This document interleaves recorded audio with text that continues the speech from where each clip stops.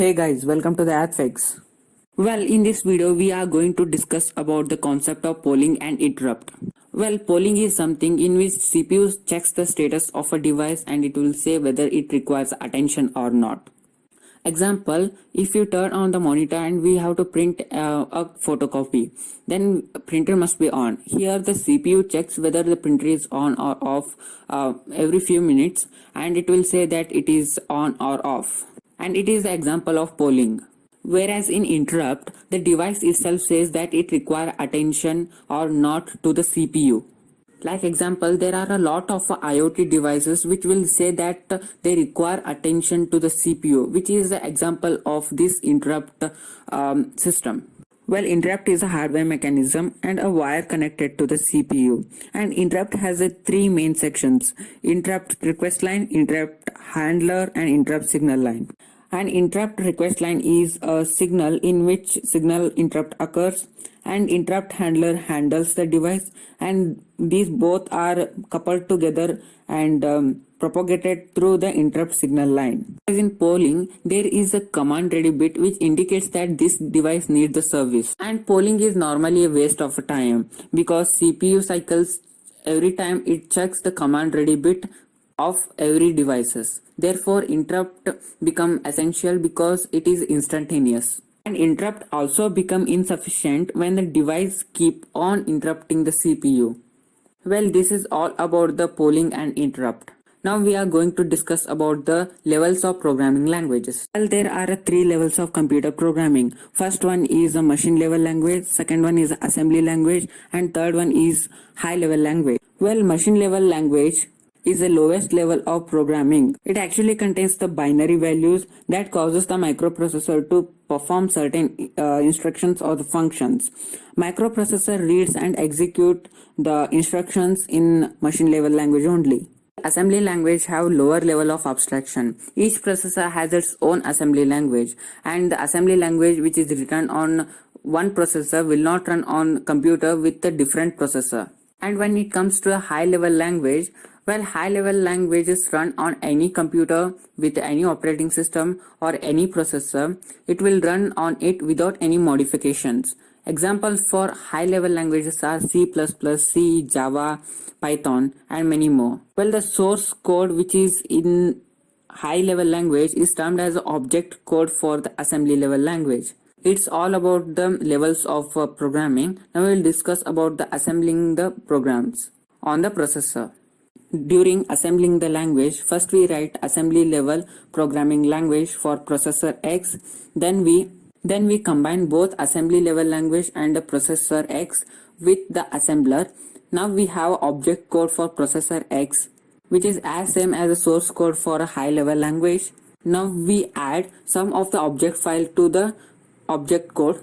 Now it become executable, and this is run with the linker. Now we have processor X with the given assembly level language. This is how assembly language is programmed on processor. Programs be either written in high level language or assembly level language, but these are read by the machine through the machine level language, and high level languages are executed whereas assembly level languages are compiled. This is all about the assembly level language. Now we are going to discuss about the differences between the microprocessor and the microcontroller through the tables of differences. When we compare the structure between a microprocessor and the microcontroller, in the microprocessor, it has only CPU in the chip, and other devices like the input-output system, memory system, timer are connected externally. Thus, the structure becomes flexible. You can change the input port, outside devices, and the memory system frequently.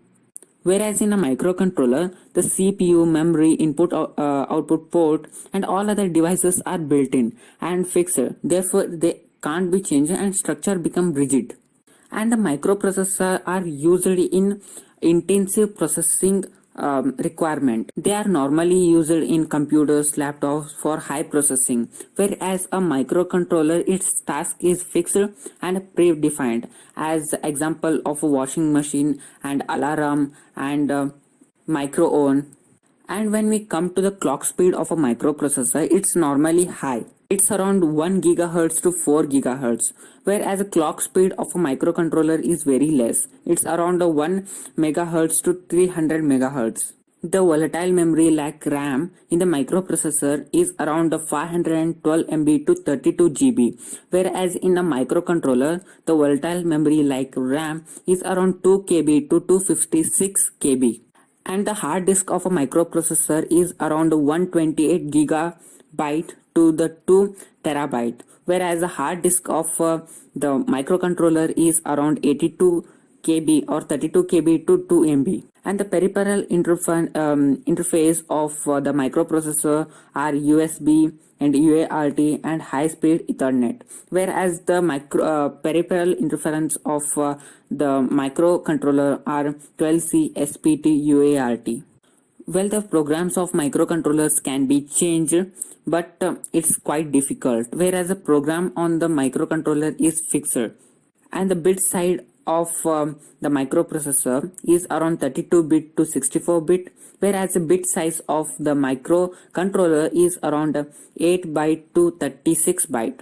And the cost of a microprocessor is normally high, and microcontroller is very cheaper.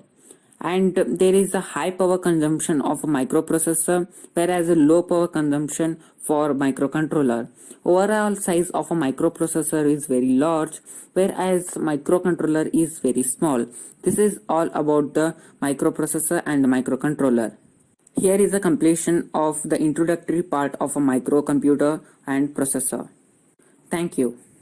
Well, do subscribe our channel for regular updates. Thank you.